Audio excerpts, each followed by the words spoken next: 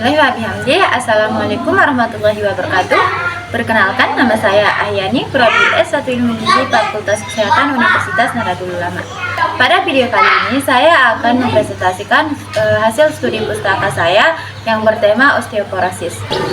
Osteoporosis adalah penyakit kelainan metabolisme tulang yang ditandai dengan penurunan massa tulang dan kerusakan mikrostruktur jaringan tulang yang meningkatkan kerapuhan tulang dan risiko fraktur. Orang-orang lanjut usia, terutama pada wanita pasca menopause, sangat rentan terkena osteoporosis.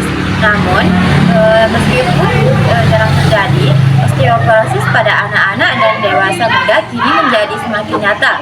Hal ini menunjukkan perlunya diagnosa, penata laksanaan dan tindak lanjut yang tepat pada waktunya.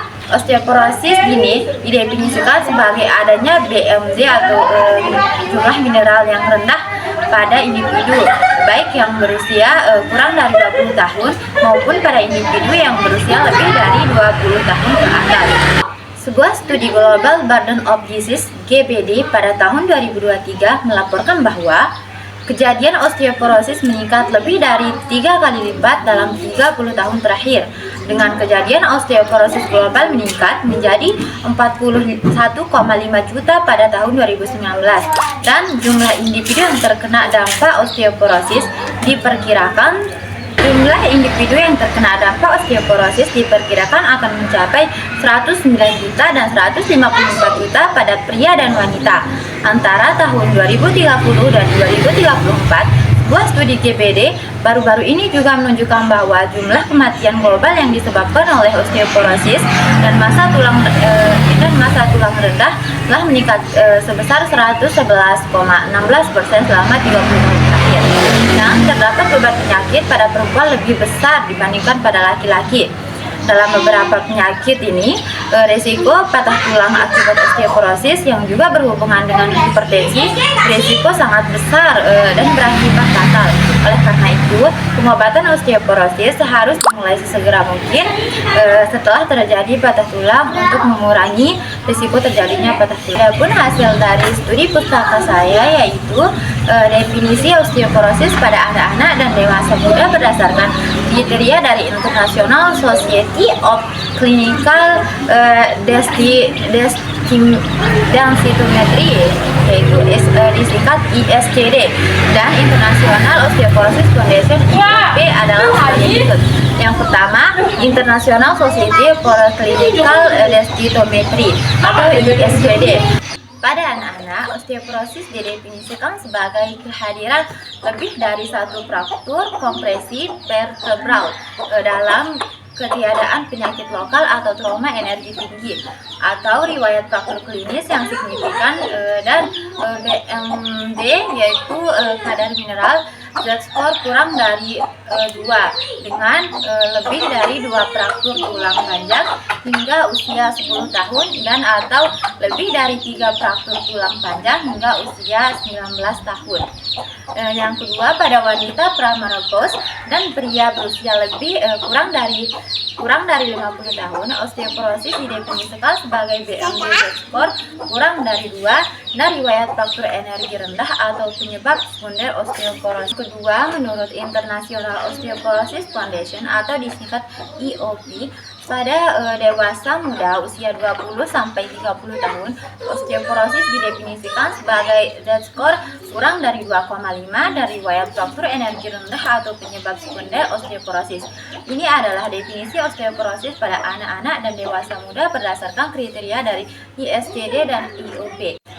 Yang kedua, hasil pengujian laboratorium. Hasil pengujian laboratorium meliputi pemeriksaan darah, urin untuk parameter seperti ACTH, ELP, vitamin D, PTH, dan lain-lainnya. Dari hasil pemeriksaan tersebut didapati penyebab sekunder osteoporosis mencakup faktor-faktor seperti gangguan hormonal, penyakit kronis, penggunaan obat-obatan tertentu, dan kondisi medis lainnya yang dapat menyebabkan kehilangan massa tulang.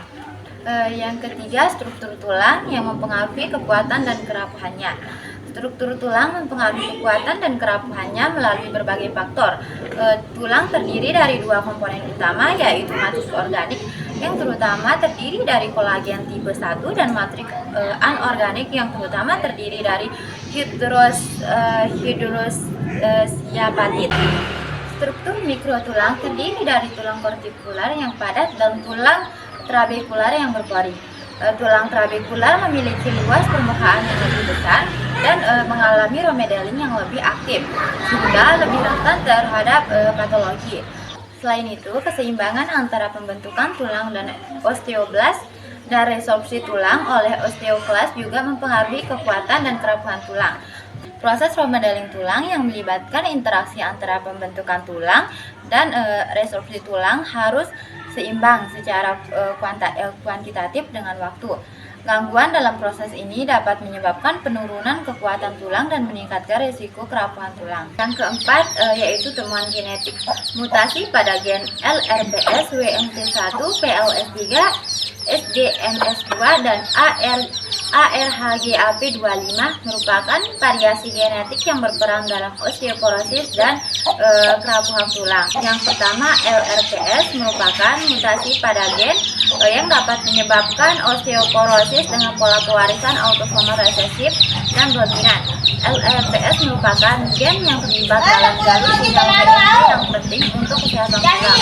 Yang kedua, WMT1, yaitu mutasi gen yang dapat menyebabkan osteoporosis dengan pola pewarisan autosomal resesif dan dominan. WMT1 adalah gen yang terlibat dalam jalur sinyal BMP yang berperan dalam regulasi tulang. Yang ketiga, mutasi pada gen PLS3 yang dapat menyebabkan osteoporosis dengan pola pewarisan X-linked. PLS3 mengkodekan protein plasmin 3 yang berperan dalam pembentukan bundle aktin yang penting untuk struktur tulang. Yang keempat, mutasi pada gen SGMS2 yang dapat menyebabkan osteoporosis dengan pola pewarisan autosomal dominan yang dapat mengkodekan enzim sintase sphingomyelin 2 yang penting dalam metabolisme sphingomyelin yang mempengaruhi mineralisasi dalam tulang. Yang kelima yaitu ARHGAP25, yaitu mutasi gen yang dapat menyebabkan kerentanan tulang dengan pola pewarisan autosomal dominan. ARHGAP25 ini mengkodekan protein RHO GTP fase aktivatif protein 25 yang berperan dalam fungsi sel tulang. Hasil dari studi pustaka kelima yaitu penanganan dan pengobatan. Penanganan osteoporosis ini pada anak-anak dan dewasa muda memerlukan pendekatan holistik yang mencakup evaluasi diagnosis yang menyeluruh, pengujian genetik dan pengobatan yang disesuaikan dengan kebutuhan per orang atau per individu. Pengobatan yang disarankan yang dipersonalisasikan dan didasarkan pada patologi tulang dan ekstra tulang yang khas dari setiap bentuk genetik. Suplementasi kalium dan vitamin D, perubahan gaya hidup seperti peningkatan aktivitas fisik, pengurangan konsumsi alkohol, dan asupan protein yang cukup, serta penanganan komoditas yang mendasar merupakan langkah-langkah penting untuk mencegah dan mengobati osteoporosis. Hasil yang keenam yaitu hubungan hipertensi dengan osteoporosis. Hubungan antara hipertensi dan osteoporosis, di mana individu yang terkena hipertensi memiliki prevalensi 1,18 kali lebih tinggi untuk mengembangkan osteoporosis daripada individu tanpa hipertensi. Hipertensi dapat berdampak pada peningkatan prevalensi osteoporosis. Hipertensi dapat berdampak pada peningkatan prevalensi osteoporosis melalui beberapa mekanisme patofisiologis yang berkaitan. Hipertensi juga dapat menyebabkan peningkatan resorpsi tulang dan penurunan massa tulang yang pada akhirnya dapat meningkatkan risiko osteoporosis. Selain itu, hipertensi juga dapat mempengaruhi keseimbangan hormonal dan molekuler dalam tubuh, seperti peningkatan aktivitas sistem renin angiotenin yang dapat berkontribusi pada kerusakan tulang. Faktor-faktor ini bersama dengan kemungkinan interaksi dengan faktor genetik dan gaya hidup dapat menjelaskan dan dapat menyebabkan hubungan antara hipertensi dan osteoporosis saling berikatan.